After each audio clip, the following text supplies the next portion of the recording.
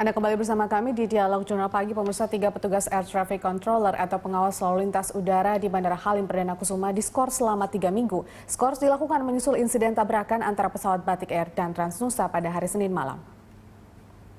3 petugas Air Traffic Controller yang diskors antara lain asisten controller dan supervisor. Menurut Direktur Operasi Lembaga Penyelenggara Pelayanan Navigasi Penerbangan Indonesia (LPPNPI) Wisnu Daryono, skors berlangsung selama hingga 3 minggu ke depan. Selama 3 minggu mereka diperintahkan untuk menenangkan diri karena gangguan emosional yang sangat tinggi dan berpengaruh terhadap psikologi mereka.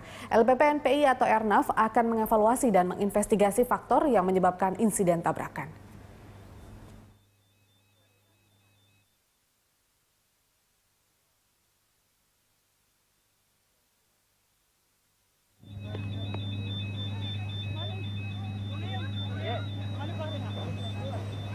Saya kembali melanjutkan perbincangan bersama Pak Cepi. Pak Cepi, kalau tadi masih dilakukan investigasi lah terkait tabrakan kemarin, tapi tadi Bapak sudah sempat menyinggung betapa semrautnya sebenarnya Bandara Halim Perdana Kusuma itu, Pak. Nah, kalau kita mau tahu lebih jauh lagi mengenai hal tersebut, tadi Bapak katakan runway cuma 1, tidak ada tempat parkir pesawat. Jadi selama ini bagaimana sih sebenarnya pengaturan yang ada di bandara itu? Mengapa dikatakan begitu berbahaya, Pak? Mereka parkirnya di mana saja itu pesawat-pesawatnya, Pak?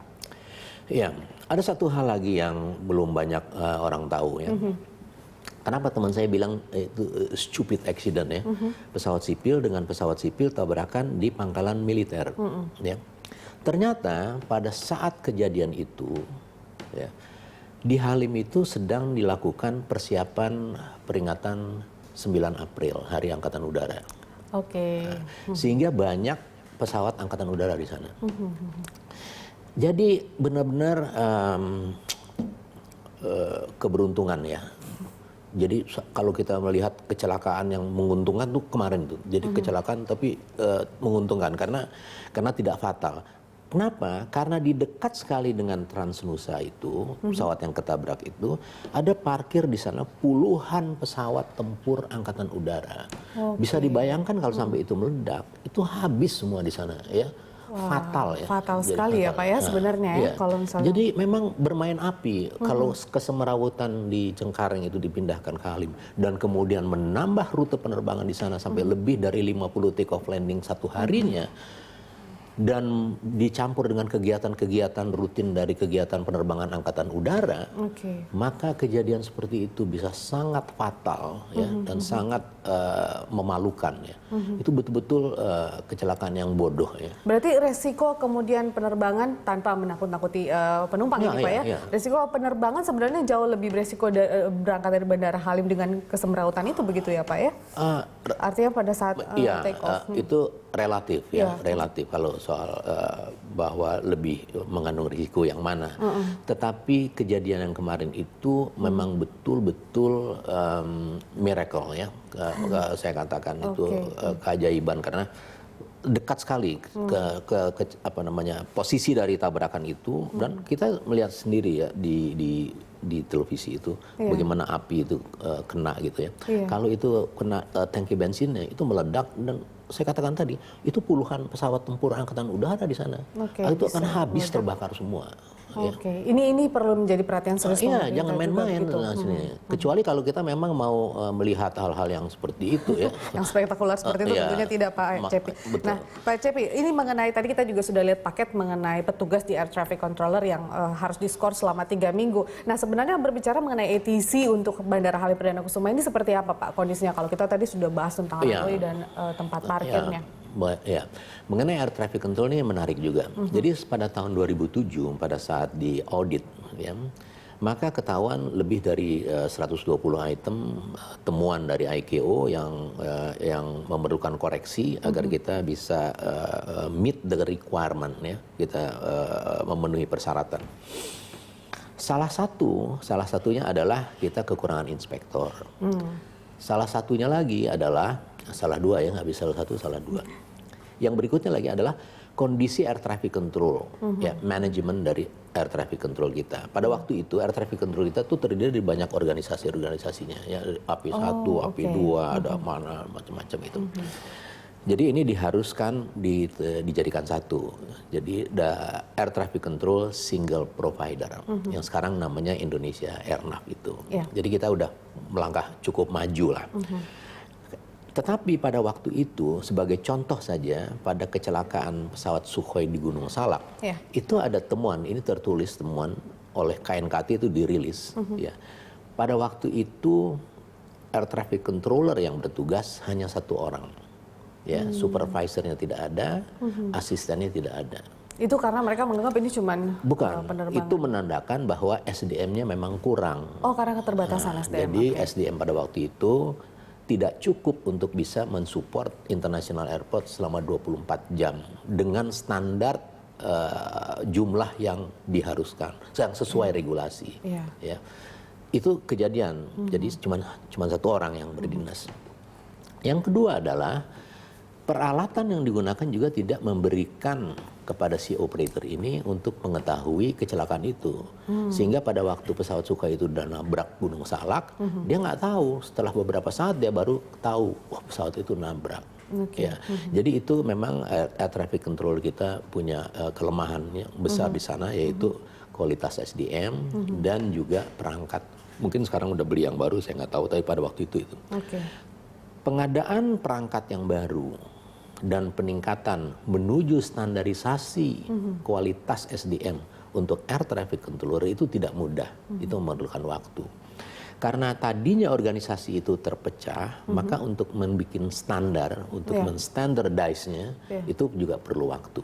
Air traffic control adalah juga satu keterampilan ya, yang tidak bisa dipelajari di kelas kemudian dia jago, nggak bisa. Dia harus juga dengan praktek, dia juga harus dengan seperti pilot ya, dia harus memerlukan jam terbang. Dia punya ada satu tingkatan-tingkatan secara gradual untuk mencapai ya. Itu ada kelas-kelasnya tersendiri. Okay. Jadi mungkin yang pemula, yang sudah menengah dan yang senior dan sebagainya. Itu ada batasan-batasan waktu, itu pun ada regulasi dan ketentuan. Setelah dia lulus dia mesti magang dulu. Okay. Jadi itu perlu waktu yang panjang. Jadi memang tidak mudah. Ini satu tantangan sendiri bagi kita. Okay. Tapi saya dengar bahwa Indonesia Airnav sekarang ini sudah bekerja keras dan sudah banyak hal-hal yang ditingkatkan untuk itu. Oke, Pak Cepi, kita ada penelpon yang mungkin tertarik juga untuk berdiskusi bersama kita pada pagi hari ini. Ada Ian Fajar dari Jakarta. Selamat pagi, Mas Ian Fajar. Selamat pagi. Selamat pagi. Silakan Mas Ian Fajar ingin mungkin berbincang juga dengan Pak Cepi menanggapi mungkin kecelakaan yang baru saja terjadi beberapa waktu lalu di Bandara Halim Perdana Kusuma. Atau Anda punya pengalaman mungkin di Bandara Halim Perdana Kusuma? Ya, terima kasih. Selamat pagi, Marsikal. Selamat pagi. Selamat pagi. Pak, begini Pak, ini terus terang kalau saya sih prihatin ya Pak ya. Mungkin bukan dari sisi kecelakaannya Pak ya. Iya. Tapi saya lebih dari sisi pertahanannya ini Pak. Jadi itu kan sebenarnya saya lihat lebih cenderung ke lokasi strategis ya Pak ya. Tapi pesawat sipil ini mondar-mandir. Ya.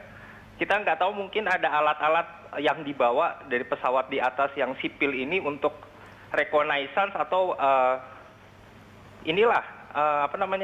mata-mata lah dari fasilitas dari fasilitas vital atau ada kita. penyusup begitu mungkin ya? Iya, Mas, kira-kira seperti itu sebenarnya yang saya khawatirkan. Kalau di darat mah nggak masalah, tapi mungkin yang pesawat-pesawat sipil yang kita nggak tahu dia bawa alat-alat apa ini yang di udara. Kira-kira seperti itu Pak Cepi. Baik, terima kasih Mas Ian Fajar sudah bergabung bersama kami. Selamat pagi. Menarik memang yang disampaikan oleh Mas Ian Fajar. Selain kemudian memang keterbatasan Bandara Halim Perdana Kusuma, tapi apakah memang bandara yang diperuntukkan untuk militer kita itu bisa disandingkan dengan penerbangan komersil, Pak? Ya, ini bagus nih pertanyaan Fajar. Jadi tadi pembicaraan kita berbicara dalam aspek prosperity, gitu ya, pertumbuhan ekonomi, segala macam itu. Yang diajukan oleh Fajar ini kita berbicara aspek security. Ya.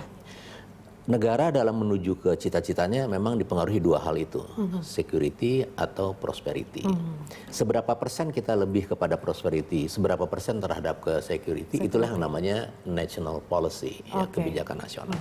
Itu tadi saya katakan, kita lebih cenderung kepada prosperity. Prosperity ya, Pak. Apa yang dikatakan Fajar ini sangat benar, ya. Sebagai contoh, pada tahun 2001 pada kejadian 9/11 ya, Amerika kemudian merasakan bahwa dia tidak cukup hanya punya Pentagon. Pentagon itu angkatan darat, angkatan laut, angkatan udara, marinir, dan apa satu lagi, Coast Guard. Ya. Dia nggak cukup udah punya CIA dan FBI, nggak cukup. Padahal itu sudah khusus memang Ya, untuk pada waktu militernya 911. ya, Pak, ya? Sehingga dia membentuk satu lagi institusi yang namanya Department of Homeland Security. Oke. Ya, kenapa? Dia berhadapan dengan terorisme. Dia ini aspek security ya. Oke. Itu tidak mungkin terjadi kalau waktu perang dingin ya, dia 24 jam ya, 24 hours combat readiness. Jadi kalau dia menceng sedikit itu pasti akan ditembak. Ya, jadi Air Force Base-nya itu ada combat readiness, kesiapan siaga 1 yang 24 jam. Oke. Tapi setelah perang dingin selesai dia nggak ada. Nah, itu dipergunakan oleh teroris itu 911 itu ya.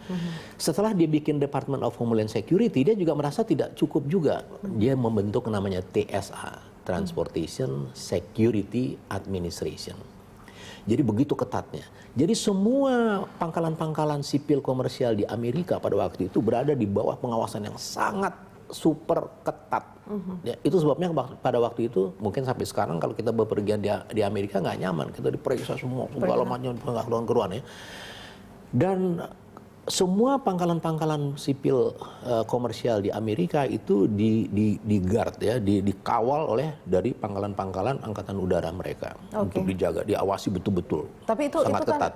apakah memang yang terjadi di Amerika ini dijadikan sebagai role model, Kak, Pak? Seharusnya Beberapa dijadikan role model oleh negara-negara lain. Kenapa? Terorisme itu is common threat ya, global common threat itu ancaman global sekarang. mau negara maju, negara berkembang iya. pasti bisa merasakan itu ya, Pak, ya, ancamannya. Iya. Dan itu dikerjakan oleh Amerika seperti itu. Oke. Sementara di Indonesia, penerbangan sipil komersial yang amburadul itu dimasukin ke markasnya angkatan udara. Which is itu bisa menjadi celah juga sebenarnya. Terbalik-balik gitu kan ya. Ini anomali ya. Sangat aneh. Jadi betul dia bilang, kalau pangkalan sipil komersial aja dibikin super steril karena ancaman terorisme ya. Ini malah dimasukin ya. Justru pangkalan angkatan udara itu dimasukin ke semrautan penerbangan sipil ya. Itulah mereka bilang kita hebat. Dan jangan lupa di Halim itu ada markas Komando Pertahanan Udara Nasional. Halim itu juga adalah tempat dari home base dari Pertahanan Udara Ibu Kota. Dia juga markas Komando Operasi. Dan tidak jauh dari situ ada itu kita punya tuh National War Room kita itu Mabes TNI itu di dekat Halim. Dan sekarang itu di atasnya terbang-terbang nggak keruanan itu pesawat angkatan udara, pesawat militer aja pada waktu saya masih terbang di Halim itu tidak boleh dia terbang di atas markas besar TNI. Sekarang semua tuh main di situ bakal holding dimuter-muter di atas di situ tuh. Dicampurin Jadi dalam semua sana. betul. Jadi dalam aspek security itu nol besar ya. Itu betul yang si Fajar bilang bahwa kalau kita berbicara tentang aspek security itu udah salah besar, udah salah fatal itu sebenarnya. Baik, kita akan bahas lebih lanjut Pak Cepi, artinya solusinya seperti apa? Apakah penerbangan komersial ini harus kembali dipindahkan ke Cengkareng atau seperti apa? Nanti kita bahas di segmen berikutnya. Pemirsa tetaplah bersama kami di Dialog Jurnal Pagi.